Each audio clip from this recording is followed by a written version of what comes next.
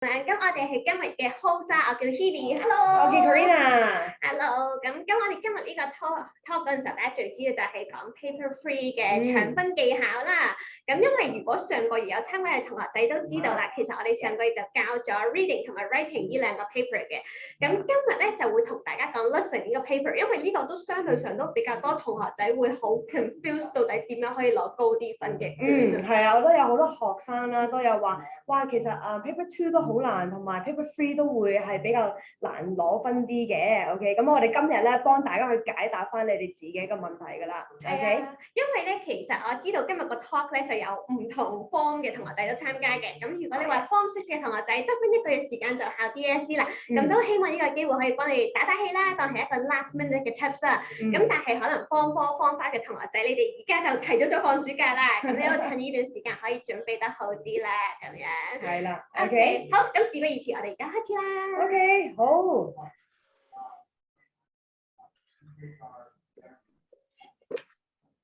OK， 好，咁啦 ，OK， 咁我相信大家都睇到呢個 share screen 噶啦 ，OK， 好。咁正如我哋頭先講到啦，咁我哋今日咧其實最主要就係教 paper free 嘅 tips 嘅。OK， 咁開始之前啦，咁我哋都可能介紹我哋今日啦，頭先介紹咗我哋兩個啦，我叫 Hebe， 我係 Karina， 係啦，咁我哋今日會有我哋嘅老師 Tony， 同埋我哋嘅 teacher assistant Justin， 係啦。Hi。Hello， 咁佢哋兩位一陣間都會再稍後再重新登場嗰陣時候咧，就係教大家其實呢份卷技巧到底係啲乜嘢嘅咁樣。係啦，活動開始咗之前咧，其實我哋都有少少禮物係準備咗俾大家嘅。係啦，咁呢個 special gift 都同大家講一聲啦 ，OK？ 咁呢個咧係我哋一陣間咧會有一個 raffle 嘅抽獎嘅形式去俾大家啦。咁大家都係見到咧係有分大獎同埋二獎嘅。咁嗰兩個咧就係大家努力答問題啦。OK， 我哋問多啲問題嘅 ，OK， 咁你就可以參與到呢個 raffle 呢個抽獎啦。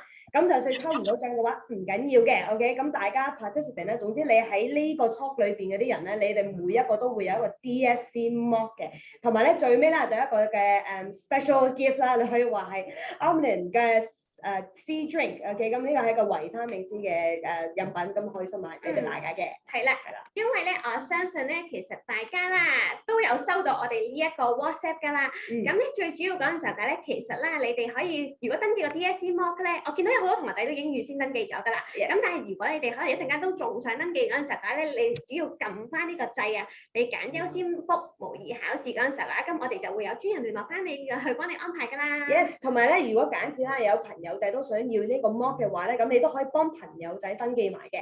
OK， 咁最尾啦就係如果你話我收唔到 WhatsApp 各樣嘢啦，你可以喺個 chat 下面咧聯絡我哋嘅 technician DM 佢哋咧，咁你就會可以 book 到㗎啦。係啦，即係譬如咧，你而家咧，我哋相信你 Zoom 都好熟悉啦。咁你喺下面個 chat box 咧，你 inbox 我哋個 technician 嗰度咧，咁其實佢哋都會係幫你 contact 翻去安排翻嘅咁樣。係啦，咁樣咁可能我哋都試下個反應先，睇下大家係咪真係識用個 chat box 先。大家可唔可以講下自己其實係 form 幾啊而家？因為有啲已經覆咗我啦，之前 WhatsApp 有啲人覆咗我 form 5啊 ，OK， 哇，哦 form 5 form 6，哇，好平均喎都，原來係啦，咁你哋一陣間就要密切留意住啦，咁樣 OK， 好，咁頭先有講到啦，今日咧其實咧我哋另外啦呢一個奧諾密斯嗰陣時候嘅話咧，我哋咧都會送翻俾你哋嘅。咁其實呢個係啲咩嚟嘅咧？可能有陣時咧行過便利店嗰陣時候，你都有見過啦。咁其實佢係一個維他命 C 嘅飲品嚟㗎啦。咁佢當中咧又包括到維他命 B、維他命 C， 而維他命 C 嘅含量仲相對於11個檸檬咁多㗎。咁希望嗰陣時候嘅話，大家喺個疫情嘅關係，即係都保持住健康啦，去應付下呢個 DSE 考試啦，同埋溫書可能大家都會溫到好晏嗰陣時候，希望呢樣嘢可以幫你打打氣啦。係啦，最緊要咧就係 keep 住個狀態。係啦，健康好重要啊！呢個 OK， 咁頭先有講到啦，嗰個 DSE 嗰個 mock 嗰陣時咧，其實我哋可以去晒我哋咁多個分校度做嘅，一陣間都會同你哋講埋，我哋分別有銅鑼灣、佐敦、荃灣、觀塘、沙田、元朗、將軍澳分校嘅。係啦，咁啊，今日嘅 focus 咧，我哋最主要啦就係幫大家去睇下3點嘢啦 ，OK， 咁啊同埋最尾咧就會有一個季節咧，就去睇下點樣去幫到你哋啦。咁今日第一個 focus 咧就係睇下最多人對 Paper 3嘅 common concerns 係啲乜嘢，或者有啲咩煩惱 confusion 嘅 ，OK？ 係啊，因為咧我知道咧，就算我哋嘅 teacher assistant 啊 Justin 啦，佢英文咁好咧，跟住佢都同我講咧話，我做完份卷咧好低分咯。佢講幾多啊？佢好似話佢嘅答啱嘅題數可能淨係得一半咁樣，即係 let's say level 3、level 4嗰啲咁樣啫喎。但係佢英文好好，我哋一陣間聽佢講嘢咧，又知道解其實佢英文真係好叻㗎，係 native 㗎。係啦，OK，咁唔緊要，我哋一陣間再去講多啲 common concerns 啦 ，OK？ 咁同埋第二樣嘢咧，就係我哋教大家點樣可以攞到最多分數嘅 ，OK？ 咁啊攞最多分啦，係當然係 DSE 裏邊咧，係當你係同其他全香港嘅同學仔一齊比較嘅話咧，一定要攞到最多分㗎啦 ，OK？ 咁最尾先至會同我哋大家講咧點樣去幫到你哋嘅 ，OK？ 咁啊最多 common concerns，Hebe 你係有啲乜嘢？我啲同學仔就會話。就算可能攞 level 4都覺得好難，因為咧，譬如咧，頭先咪有啲同學仔預先登記咗嗰個 DSE mock 嘅，跟住我成日都問佢哋你係諗住係考 level 幾啊？跟住佢哋話level 3啊，跟住我就話點解嘅？你話，因為佢哋個個都話因為 level 4實在太難啦，可能冇乜信心咁樣。係啊，但係當然都有啲同學仔係即係好叻嘅，即係佢都話我目標係5星以上。係啊，我大部分學生都係話我想 aim for 4分5分啦，但係當然啦 DSE 嗰個 marks 唔係咁樣去攞㗎啦 ，OK？ 係根據你嗰個 top 幾嘅 percentage 喺全香港裏邊係攞到幾多分嘅。一陣間我哋會再詳細去講。係啦。咁有另一個問題咧，係反而我係聽同學仔問最多咧，就係話我個 data file 咧太多資料啊，我根本就冇時間去可以完成到呢個 paper 係咁難嘅咁樣。咁呢個通常都係即係即係 time management 可能未做得足夠啊，或者未有呢個經驗去做到啦。咁所以我覺得好多學生都會問呢個問題，有呢個 concern 咯。唔知你哋大家有冇嘅咧？你哋可以喺下面留意㗎。係啊，你可以譬如你有個 concern，你都可以喺下面嗰度 chat box 嗰度 comment 啦，咁然後睇下我哋可能一陣間都解答翻你啊咁樣。係因為咧，就算咧我啲學生咧同我講話，我做得晒㗎，成日份卷我寫咗好多添啊，但係可能咧我答唔中晒嗰啲 points 啊，因為譬如你知啦 integrated skills 嗰份卷嗰時候，其實好多時都睇下你答中個 points 夠唔夠㗎嘛。Justin 就係一個例子啦 ，Justin 就係寫得好快，係啊，咁但係咧佢又做唔晒啲 points 喎，咁所以一陣間咧 Teacher Tony就會再同大家講下，其實呢份卷去要搶分嘅技巧係啲乜嘢啦。咁一陣間密切留意住啦。OK， 好，咁頭先有講到啦，原來咧你 DSE 啦，其實點樣為之係 level 4？咁我哋要知道點樣攞 level 4之前，當然啦就要知道其實佢啲成績係點樣分佈嘅咧。咁啊，雖然 DSE 係拉強嘅，咁但係咧我哋可以睇翻上年2021年啦出嚟嗰啲成績啦。OK， 如果咧你見到啦，你要 level 4以上嘅話咧，你答啱嘅題數咧，其實要25% 以上咁多喎。係啊，話易就唔係好易，但係難又唔係好難咁樣嘅。係啊，因為譬如咧，我知道有啲同學仔喺學校都已經係 top 25% 啦個英文嘅成績，咁但係你要知道你係同緊全香港嘅同學仔去比較㗎嘛。哇，咁係喎，一個學校同埋全香港嘅學校係差好遠喎。係啊，咁樣咁而 level 5嗰陣時咧，就當然更加難啦。譬如 Karina 你見到啦，係 level 9% 以上喎，起碼 at least 都係。咁所以你要知道，我點樣可以贏到其他人咧？係啦，我點樣真係做到 top 25% 或者係 top 9% 以上咧？其實呢個嗰陣時候咧，你就知道，到底我答啱題數要幾多？咁你都要計住啦。或者可能做 mock 嘅時候嗰陣時候，或者老師俾 practice paper， 你考試又好嗰陣時候，其實你都要知道，其實我係同全香港同學仔去鬥嘅，我唔係淨係同自己或者同學校啲校內同學仔去鬥咁樣，咁你先 DSE 個目標會清晰嘅。係啦，冇錯。好，咁講咗咁多啦，咁樣咁都歸納下，其實一陣間啦，我哋都會 focus on listening 呢份卷點樣為之係高分啦。首先非常之重要啦，頭先有提到啦，你做得太慢唔 OK 啦，你做得太快但係攞唔到分都唔 OK 啦。咁你個 time management 真係要做得好好嘅。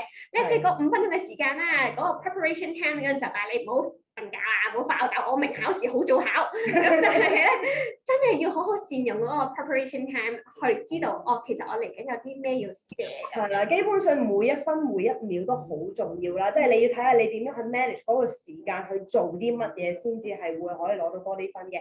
同埋另一個點咧，就係話你喺考試嗰陣時咧，一定要 100% double check 嘅 spelling 同埋 note taking 呢兩樣嘢係最重要。點解咧？因為啱啱都有講過啦 ，OK？ 咁如果你話你想攞高分嘅 DSE 嘅話咧，你最好咧就係攞 as much points as possible 咧，越攞多分越好啦。但係假設啦，你係失手扣咗分，就係因為 speaking 咁樣，就好唔抵啦。因為 spelling 咁樣。係啦，即係一個好唔抵嘅嘢，即係我寧願係我答錯嘅題目，我係唔識呢個答錯咗我都還好啦。不過如果你係因為呢啲細節位嘅話咧，咁就好唔抵啦。咁所以呢一 part 咧，其實大家同學仔都要留意多啲啦。OK， 因為好多時漏 S 咯，你知啦，你大頭蝦㗎啦，成日都漏 S 嘅。係啦，但係呢兩樣嘢係絕對唔可以喺 DSE 嘅考試裏邊發生到咯。如果唔係咧，你就會打自己㗎啦。OK，咁下面咧就係會講多啲少少咧，就係話Bureau of Language and Appropriacy 啦。OK， 你嗰個 writing style 同埋你一啲嘅 informal 或者 formal writing 咧，要幾時運用到咧？咁一陣間都會講多少少嘅，同埋咧要特別留意住喺 for listening 嘅 integrated skills 裏邊嘅。係啊，因為嗰陣時候嘅話，最主要咧就係頭先有同學仔都講到啦，就算 listening 就算聽咩都係語錯寫語串錯字係啦，都知你哋係咁樣啦。咁所以一定要 double check 咯，係啦 double check 呢樣嘢就會。係啦，咁而譬如頭先有講到咧 formal、informal 嗰啲咧，咁而家其實一陣間 Tony 都會有一 part 係特別講個 Awareness of Audience 啊，咁你哋就要特別留意住啦。其實點樣係喺 Language and Appropriacy 呢一分可以攞到呢一 part 可以攞到高分咧？咁樣 OK， 好，我哋都講咗好多啦，咁事不宜遲啦，咁我哋就交翻俾我哋嘅老師 Tony 同埋我哋 Teacher Assistant Justin 啦。OK， 好，唔該晒 Hebe， 唔該晒 Karina， 好。咁咧就好，咁啊歡迎大家今日嚟到我哋 Wall Street English 嘅DSE workshop 啦。咁我就叫 Justin， 頭先阿 Hebe 同埋 Karina 都介紹過啦，我就係呢度嘅助教嚟嘅。Hi everyone, my name's Tony, DSE teacher at Wall Street English。係啦，咁啊今日有啲 teacher Tony 喺度啦。咁啊今日我哋就同 Tony 老師同咁多位嘅 DSE 學生一齊做呢個嘅 DSE workshop 啦。咁啊好似頭先 Karina 同埋 Hebe 所講，就係咧我喺做呢個 workshop 之前咧，其實我都試過呢個2021年嘅嗰份 listening paper 一次嘅。喂 ，you took the real exam yourself？ 係啦，就係冇嘅，我唔係 take 嗰個 real exam 嘅，我只不過係當一個練習咁做啫。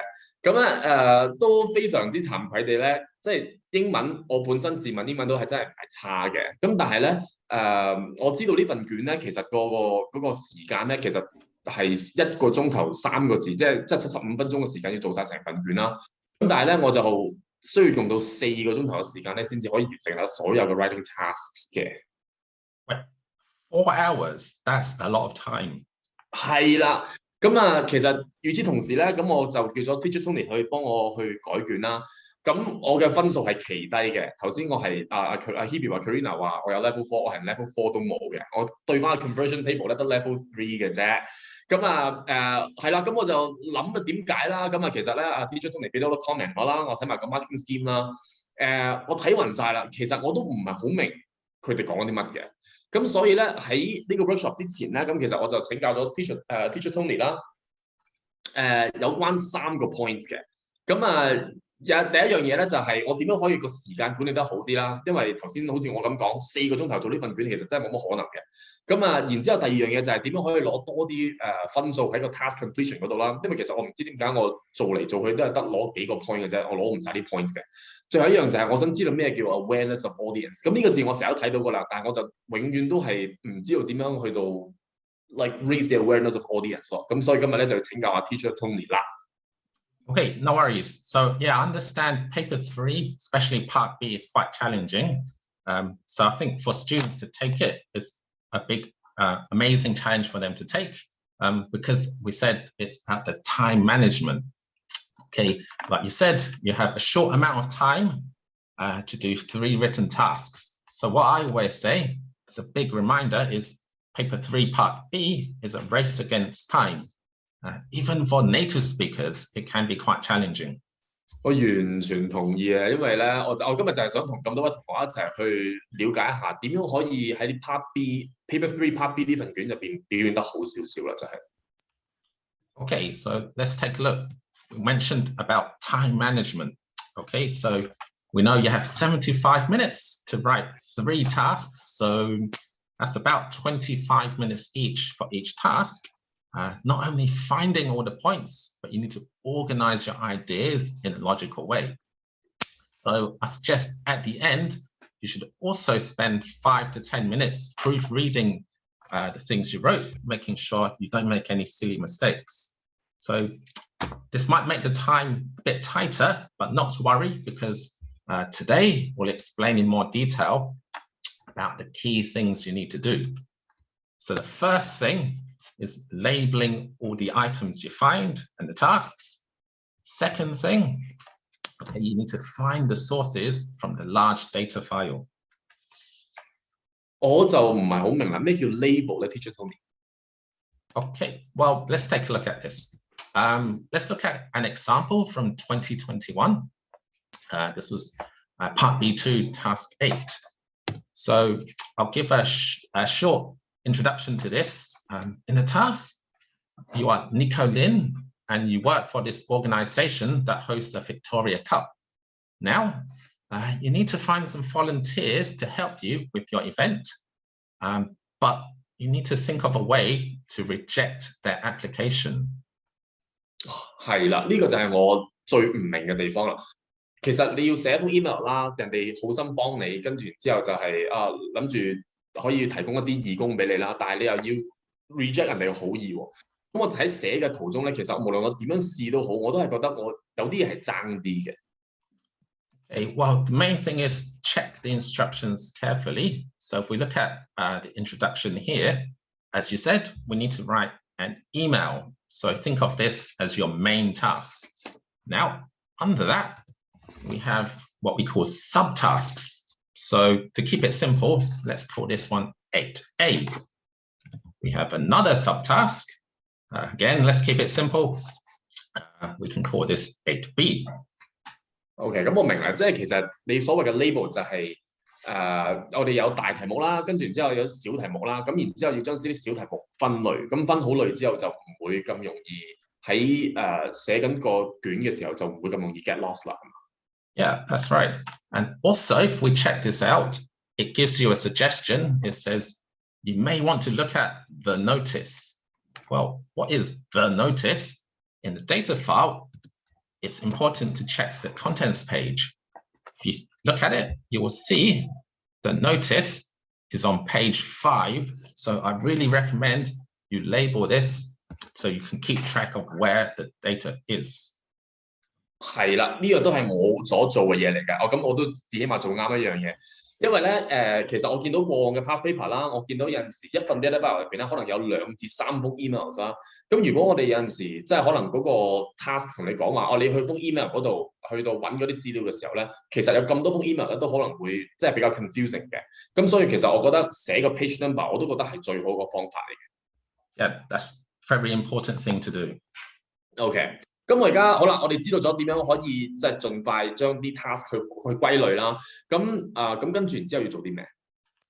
Okay, so now we go on to task completion. We need to think, how can I get the high score I really want in the task completion? So first, we need to estimate how many items do we need from the data file. OK， 我呢個就係我最頭痛嗰個地方啦，因為咧其實我做卷嘅時候啦，咁我以為自己揾晒啲 points， 咁但係咧 Teacher Tony 咧就俾我分數咧就係話俾我聽，原來我好多 points 都 miss 咗嘅，同埋我都唔知道其實我要喺個 data file 度揾幾多個 points 先至可以答得晒成份卷18分嘅題目。Yeah, that's a common worry, but if you know the marking scheme well, then it's easy to estimate how many marks you need for task completion. The second thing then is to label your items after you find them in the data file. OK， 咁我哋 go through 第一個 point 先啦。我哋可以點樣去 estimate 去到估計有幾多個 point 係 for 呢個 task completion？ Right, so I think most of our students are familiar with the marking scheme. So for task completion, usually you get 9 marks for these 3 things: language, coherence, and progressy. So usually the task completion is the total marks minus 9. Okay, so we'll look at an example task. Okay, in this task, you can see it tells you the total is 16 marks. So Justin, what is the task completion here? 如果你話減9分嘅話，就係應該係7分。Yeah, that's right. So it's important that in this example, 7 items to find for task completion, but this is most of the time. 係啦，我想問下點解你呢度上面寫 usually 同埋你而家點解係 stress 要 most of the time 咧 Okay, right, because each year the marking scheme can be a little different. Okay, sometimes they call it a tiered marking scheme. So the 7 we said before is the minimum. You need to check. Okay, so again, to keep it simple, we can look at an example from before. Okay, so let's look at 2016. Okay, so this is task 9, and this is task 10. I want to focus on section 2, so 9.2. Now, if you see here, you want to get 3 marks. However, you need to find 5 items from the data file to get the 3 marks. So Justin, look at task 10. I want to get 4 marks. Then how many items do I need from the data file? 總共12個，係嘛？3分3係咯，12個，4加4 12個。Yeah. Okay. So we estimate 12 things, but remember we said that's the minimum. So you should aim for more than 12.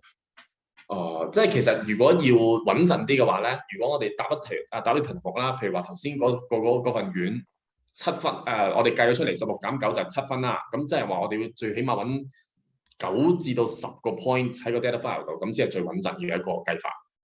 Yeah, exactly. So it's always about estimating, but then that is your minimum.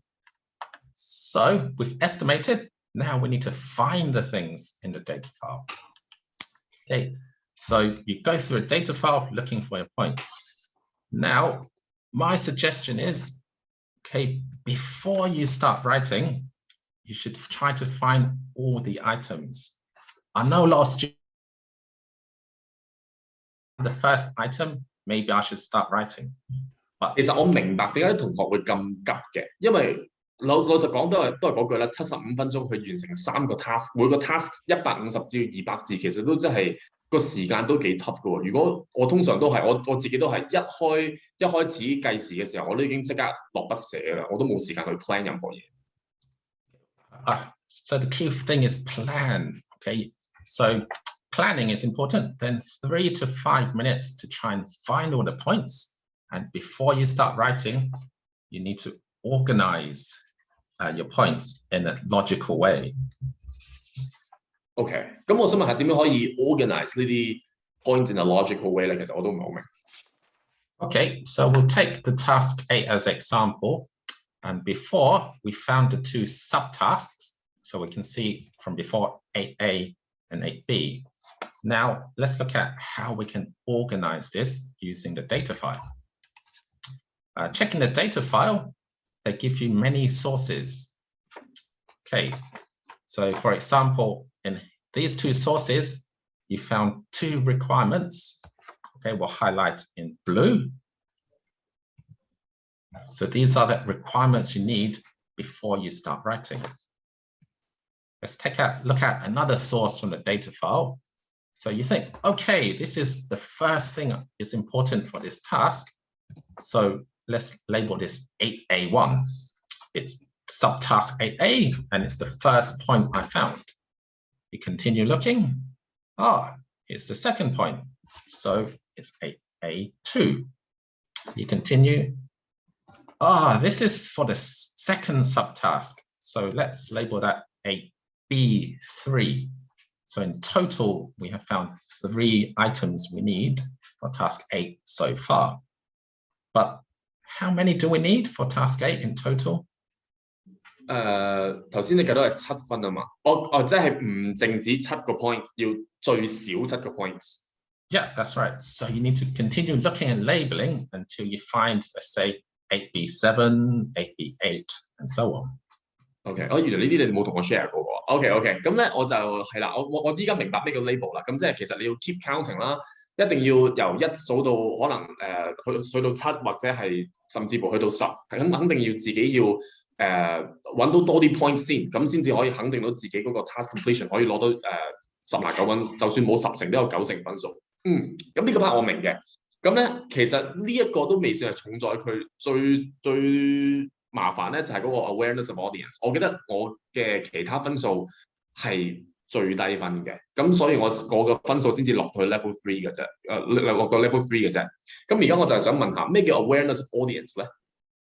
Okay, yeah, that's something that's a common question I get asked in my classes. So, because most DSE students, of course, don't have a lot of work experience, but a lot of the questions in paper 3 part B are about workplace. So this is why they often find it difficult to write appropriate texts. 我同意嘅，咁但係其實我都喺 office 做咗一段日子啦，都年紀都唔細啦。咁但係我想問下，點解我分數都係咁低分咧 ？language 啦、coherence 啦、appropriacy 啦，其實全部分數都好低分，我就唔係好明啦。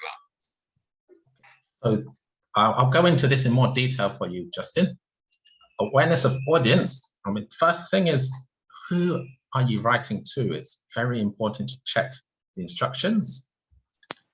And this will affect the tone and register of your writing, and also the type of language you use in the writing. They are all linked together.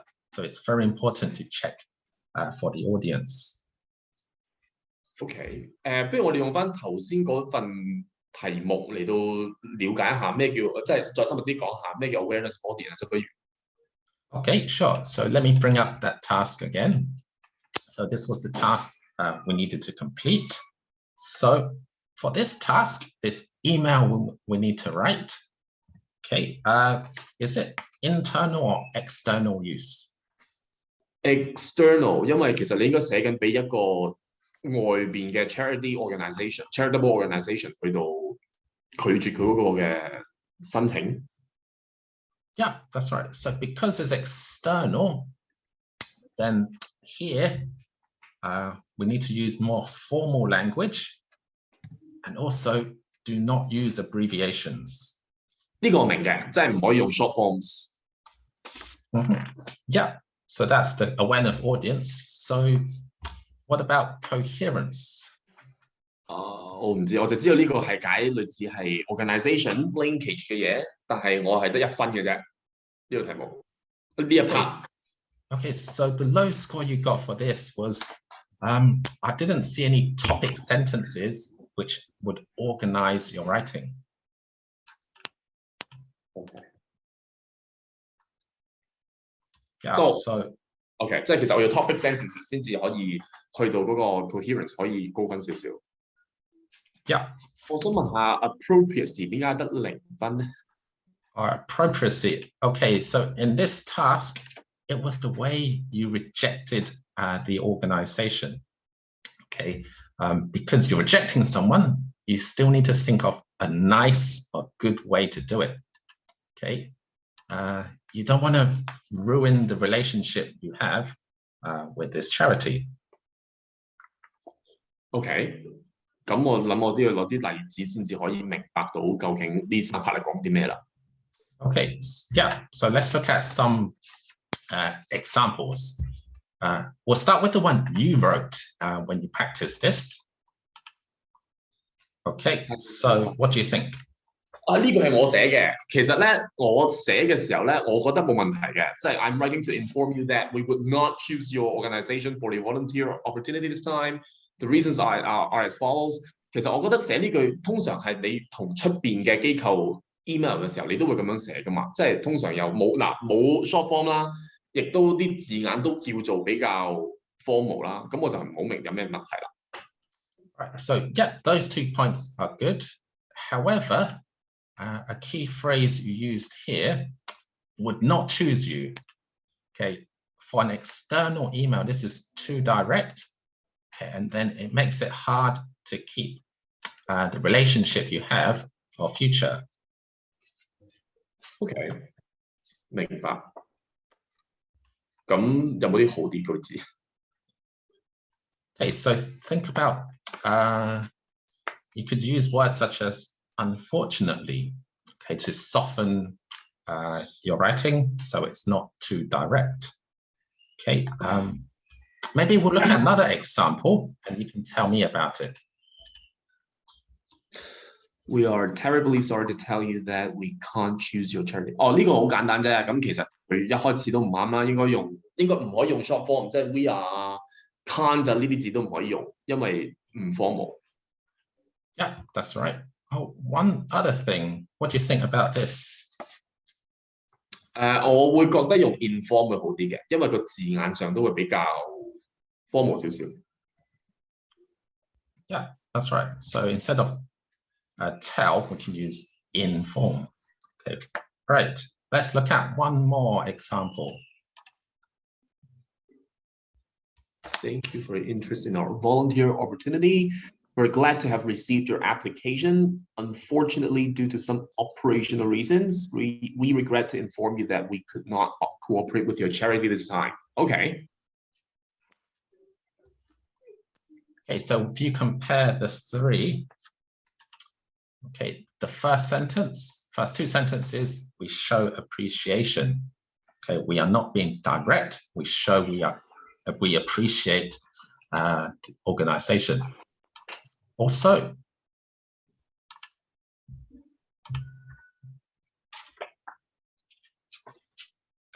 what do you think about this? 呢啲頭先 unfortunately 都講過啦，係 formal 啦 ，inform 都係一個 formal 嘅字啦，但係唔會用 sorry， 用 regret to due to 都係一個 formal language。OK， 咁我會明白多少少啦。即係其實個 language 同個 appropriacy 都係會互相影響到嘅。其實如果你 language 用得啱嘅話咧，其實你篇文嘅 appropriacy 都應該會即係相對地提升翻嘅。Yeah, that's right, because all the things are linked. Okay, so that last thing you wanted to talk about was coherence. Okay, so with coherence, you asked, why did I get a low score for this? Well, I mentioned that you need to have topic sentences and you need to summarize your points in a clear and logical way. Okay, so I'll give some examples of this. Okay, so from the sources, you found something you need in your written task. Okay, so this was from 8A1. A topic sentence, you could say, such as stated in our notice, is a good way to organize your idea. Okay. This one came from 8A2. So to help with topic sentences, another limitation is. So this can help you link your ideas better. OK， 即係其實我真係需要真係好似你咁講嘅 topic sentences 啦，或者有個起碼個 opening 啦，令到我啲 point 睇落去好似 organize 少少。OK， 呢 part 我都明啦。咁最後一 part 我仲需要注意啲咩？ So as well as the opening, we need to think about the closing. Yeah, your last paragraph. Okay, this is also linked to appropriacy. Okay. So some things you need to be aware of to help you with appropriacy. We said show gratitude. Okay, you want to show you're being nice to the other people.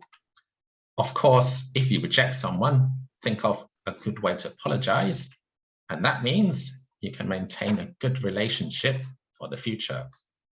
Now, let's look at an example closing for this written task. What do you think about this? Again, we would like to show our deepest gratitude for your application. 即係呢個係第一個 point， 即係話翻俾你聽，你好感謝佢哋嘅申請。And we are sorry and hope you understand the reasons for turning down your kind offer. Okay, apologize again. And kind offer 呢啲字我真係用唔到嘅。我諗我明啦。咁即係我即係有啲字眼其實可以用得準確少少。咁然之後人哋睇落就好似舒服啲啦。Please stay tuned with our other volunteer opportunities. We look forward to cooperating with your charity in near future. OK， 呢個就係第三個 point， 就係所謂嘅 maintain a good relationship for future cooperation。即係你都希望人哋會繼續留意你個網站，咁然之後咧下次可以合作嘅時候，可能真係可以揾翻呢一間 charity 可以同你一齊合作。咁我明白點解 appropriate 攞0分啦，因為我真係冇寫到呢啲嘢嘅，而我亦都係好簡單咁樣嗱嗱聲完咗份卷，因為我真係冇時間。OK， 明白晒。好多謝 Teacher Tony 同我哋 share 咗咁多嘢啦，咁我希望咁多位同學仔同我哋一樣，同我一樣學咗好多關於Paper 3嘅一啲嘅解答技巧啦，同埋可以點樣去到令到篇文嘅 appropriacy 啊、language 同埋 coherence 可以有所提升。好，咁我哋交翻個時間俾 Karina 同埋Hebe 之前，有冇啲問題想問Teacher Tony？ 咁多位同學仔，如果有嘅話，可以喺個 chat box 度問嘅。我諗大家都怕醜，唔問。唔緊要，交翻個時間俾我哋啦，咁樣。好 ，thank you。Thank you Tony 同 Thank you。我想講我都真係啱先知道咧，原來係 I'm sorry to tell you to inform you 都係 informal 咯，係啊，因為原來要講 I'm regrets to inform you 呢個先係。而家今日開始咧，啲 email 都要咁樣去寫啦。係啊，如果 Justin 0分啦，我諗我考嗰時候應該都0分嘅。OK， 咁多謝頭先 Tony 教咗大家咁多嘢啦，其實都唔係好多，頭先只係一小部分啦，咁樣。咁但係頭先大家有冇作低啲 notes 啊？都已經係。因為呢樣都真係好重要啊！其實點樣可以攞分？因為咧，我相信咧個個都係咁噶啦。你今日聽完之後，好啊，我學咗好多嘢，但係轉個頭你又唔記得咗噶咯。係啦，所以啱啱 Teacher Tony 咧有教過即係 Awareness of Audience 啊，同埋 Language Appropriacy 啊嗰啲咁嘅嘢咧。如果你冇抄低嘅話咧，唔緊要嘅。咁一陣間會講多少少，即係我哋點樣去幫到你啦，可以做到呢樣嘢啦。係啦，咁樣。OK， 好咁啦，咁再提翻大家一次啦，咁樣記得啦。我哋一陣間咧，譬如咧頭先每一個人咧係有喺 chat box 度留 comment 嘅同學仔都可以參加我哋個抽獎㗎。我哋個大獎嗰陣時候咧就會係 one-on-one 同老師一齊上 DSE 堂嘅咁樣。咁而二獎咧，我哋有3個名額嘅，咁就可以上到我哋嘅 DSE Group Support Class 啦。咁但係在場所有全部參加堂嘅同學仔都可以有個 DSE 嘅 mock 同埋嗰個維他命嘅嘢飲嘅，咁但係咧，因為始終咧今日咧都真係比較多同學仔參加，你見到呢度都幾百個397個同學仔啦，都已經係啊。我覺得 mock 咧呢樣嘢咧，反而係大家需要即係準備多啲，即係無論你係 Form 6啊、5啊、Form 4都好啦，即係俾自己知道自己嘅能力去到邊度，或者嗰個 test 係會講到啲乜嘢嘅。其實係對自己都有幫助嘅。係啊，但係所以咧，你哋快啲咧就真係你要覆呢個 WhatsApp 或者真係 inbox 我哋 technician 啊咁樣，記得啦，撳嗰度係啦，我要優先覆模擬考試。係啦，快啲早啲去 book 嘅話咧，你就早啲可以留翻一個靚嘅日期，係俾自己都可以去做呢個 test 嘅。係啊，特別中六嘅同學仔係得翻1個月時間，係，所以快啲 book 啦，都要。OK， 好，咁咧你揀 mock 嘅日子個地點咧，其實都可以揀翻我哋7間分校嘅，咁銅鑼灣、佐敦、荃灣、觀塘、沙田、元朗、將軍澳，你都可以揀齊嘅。緊有一間係你左緊嘅。係啦，就咁啊，放港島區咧，我同阿 Hebe 都會喺銅鑼灣呢度啦。咁啊，跟住如果你哋住喺其他地方嘅話，你哋都可以係約嗰邊嘅 centre 去做嘅。係啦，你直接喺翻嗰個WhatsApp 嗰度講翻你 prefer 嘅 location 就 OK 㗎啦。OK。好，咁但係咧，其實咧始終啦，即係。都好啦，有一半咧，其實即係譬如我老師俾嘅 tips 啊，或者可能頭先個 talk 啊，教 Teacher Tony 教嘅內容都好啦，其實淨係幫到你一半啫。真係好老土講句啦，其實有另外一半都係要靠你自己努力嘅，係啦。就算你今日好乖參加完呢個 talk 都好，你都要真係翻去溫書啊，知唔知？係啦，咁啊，所以咧，我哋咧今日咧會講多啲就係話點樣去 be ahead of the game 啊。OK， 當全部香港嘅Form 6嘅同學仔都要 take 呢個 DSE 嘅話咧，點樣可以俾其他人去做好啲咧 ？OK， 咁假設啦，你係諗下，我同埋我其他嘅同學仔都係做翻同一個 past paper 或者同一個嘅資源去做嘅，你點樣可以確保到你自己係可以再做好過你啲朋友咧，或者同學仔咧，係咪先？所以呢樣嘢係好重要嘅 ，OK？咁我哋今日就係一陣間會講多少少嘅，就係我哋點樣去幫到大家，我哋嗰個關於我哋嗰個 DSE Booster Course 啦。係啦，咁樣咁因為咧頭先教嘅內容可能即係因為只係成個我哋個 Booster Course 嘅真係一小部分，大概10% 左右嘅啫。如果你覺得可能頭先嗰個topic 嘅內容都幫到你嗰陣時候，你可以睇下我哋學校會唔會都幫到你咧咁樣。因為咧，我哋咧其實咧成個啦就會教晒你咁多份卷噶啦 ，reading、writing、listening 同埋 speaking，每一份卷都會 go into details 咁去教你哋嘅。OK， 咁可能太多啦，啲字我都知太細啦，咁樣咁我 highlight 定一啲重點俾你咧，即係譬如考 DSE 嗰陣時候嘅話咧，其實咧佢每一年咧都係會講有少少係關於 social issues 嗰啲部分嘅。咁所以 that's why 學校老師成日都叫你睇新聞啊，睇新聞會幫到你多啲啊咁樣。但係有時睇跟住嗰啲新聞嘅話，其實都幾難喎。係啊，因為譬如我打開份 South China Morning Post 嗰陣時候，你會覺得好多生字，就即刻冚埋佢嗰啲咁樣。同埋我冇興趣睇新聞咯，冇辦法啦。細個嗰陣時啦，係啦。不過如果真係同大家同學仔真係，有時真係有好多嘢要温啊，或者係你自己都唔睇開新聞嘅話咧，咁其實WhatsApp 我哋呢度咧都會準備定啲 news 去俾大家，咁你就唔使特登上網去揾啊，其實我哋都可以俾到你嘅。係啦，咁啊，咁同埋生字啦 ，OK， 叫你背晒成本字典就真係難啲㗎啦。冇可能嘅。咁但係嗰陣時候，譬如我哋都會濃縮，即係 highlight 咗嘅一啲特別嘅 topic 啦，let's say sport 啊、social issues、punishment 啊、gambling 啊呢啲嗰陣時候DSE 成日都會出嘅，咁你重點温呢啲生字就可以幫你慳翻好多時間啦。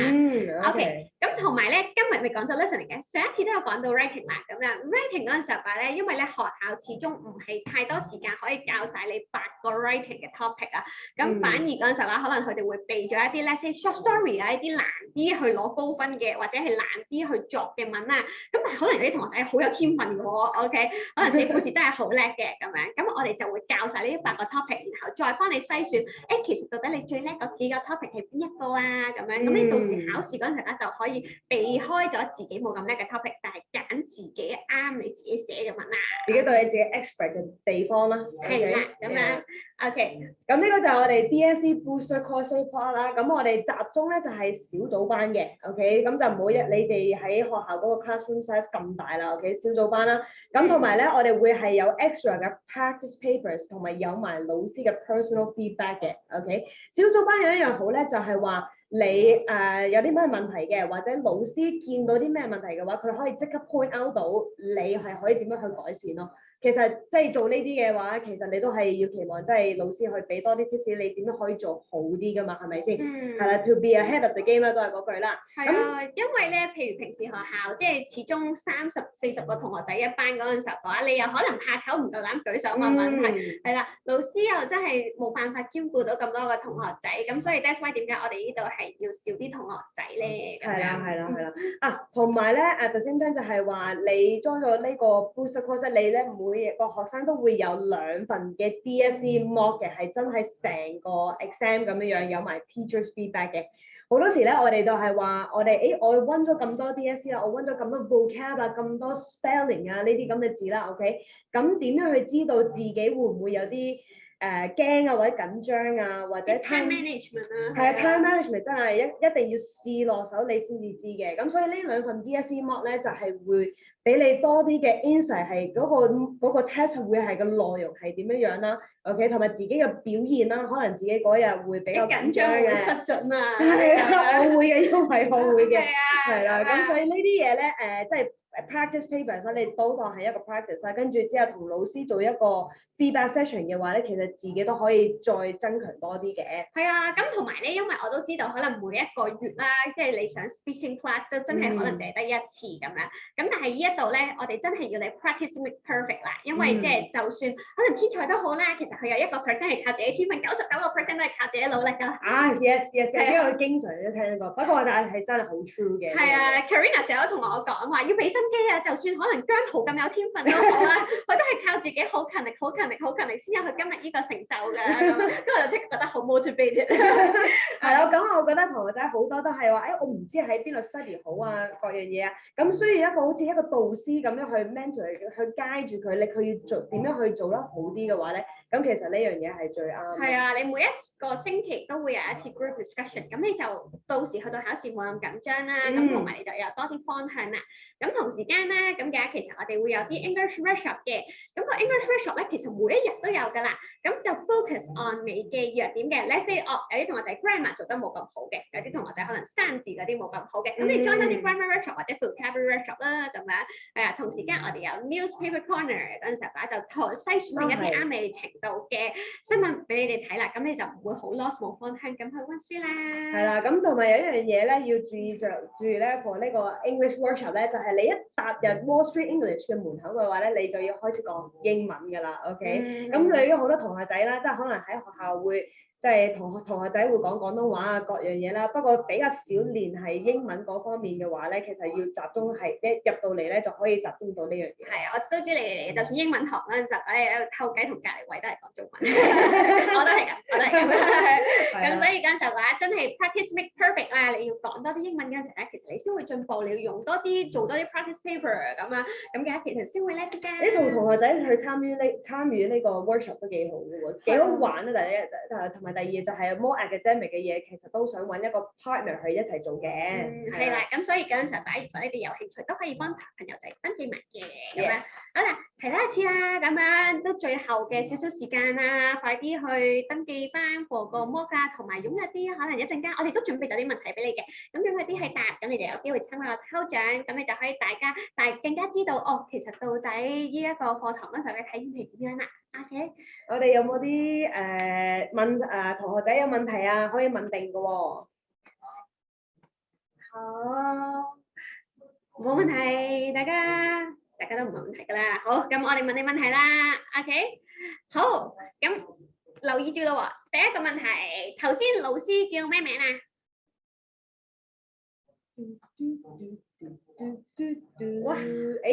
？Johnson 最快 ，Johnson 好快喎，哇，個個都好快啊 ！OK， 大家好咧，係啦，係叫 Tony 啊。好，咁頭先我講到啦，我哋有7間分校喎，係，咁7間分校其中3間係喺邊度啊？係啦，原來係啦 ，House Baby， 耶，原來之後咧。哇，好好啊！有啲人已經係一次過可以答晒。係啦。3個啊！你都唔睇題目嘅 list 3 out of 7， 你個個淨係答一個，你係睇題目啊，做卷。OK， 係啦，好啊！我諗答啱晒啦，係咯，全部都啱晒咯。係 spelling 啦，有啲人又將軍澳串錯字啦，係。